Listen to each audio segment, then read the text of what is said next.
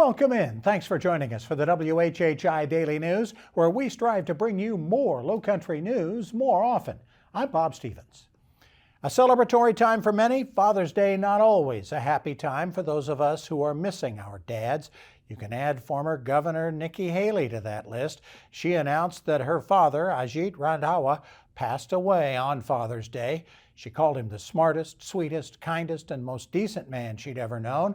He'd been battling cancer for some time. Haley's parents moved from India to Bamberg, South Carolina back in 1969 for her dad to teach at Voorhees College and her mother to teach sixth grade until she started that gift shop that she then turned into a hugely successful fashion boutique.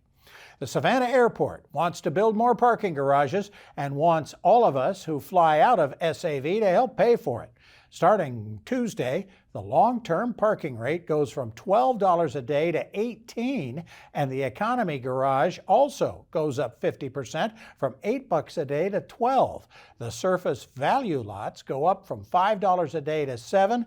And if you want a valet park, the rate will now be $35 a day. Even the hourly rate's going to double from $1 an hour to $2, and there will be no more weekly rates available. Construction on a 1,000-space surface lot is expected to start later this summer to be ready by Thanksgiving. A new parking garage is still years away. The airport gets about a quarter of its annual revenue from parking fees. Bluffton's town council has approved next year's budget. It's a couple of $1 million smaller than this past year's. The $90.6 million budget will help open the new town welcome center, replace aging police department equipment, and even invest in projects that support affordable housing initiatives while not increasing property taxes. You can find out the specifics of the budget on the Bluffton town website. If you've ever been to a Beaufort City Council meeting, you know they can run long, very long, but the City Council has now adopted new meeting rules that should streamline those meetings.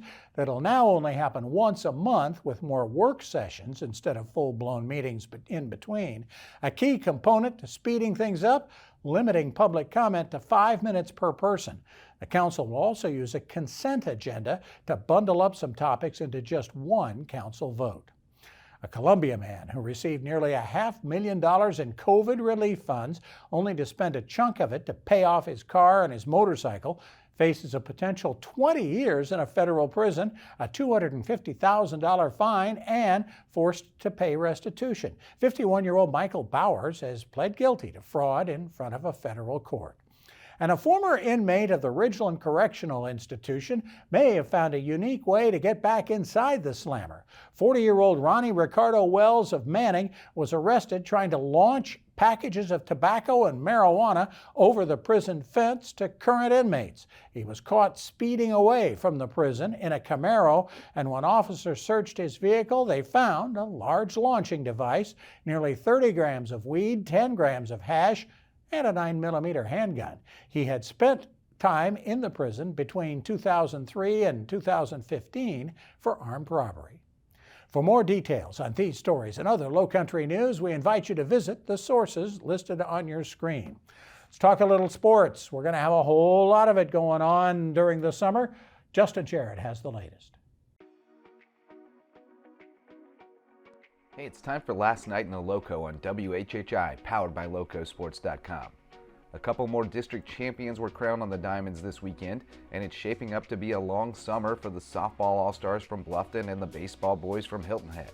The 10 and under softball stars from Bluffton advanced to the state tournament with a pair of wins over Beaufort this weekend, holding on for an 8-7 victory on Saturday before breaking it open for a 9-2 win Sunday to clinch the district championship, joining the 8 and under Bluffton team in the state tournament later this month.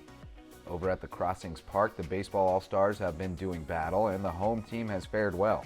Hilton Head's 8 and under baseball All-Stars breezed through their district tournament, outscoring their 4 opponents 40-6, including back-to-back shutouts to close out the title. That's what the other team's coach pitching and trying to hit the bats. Impressive defense.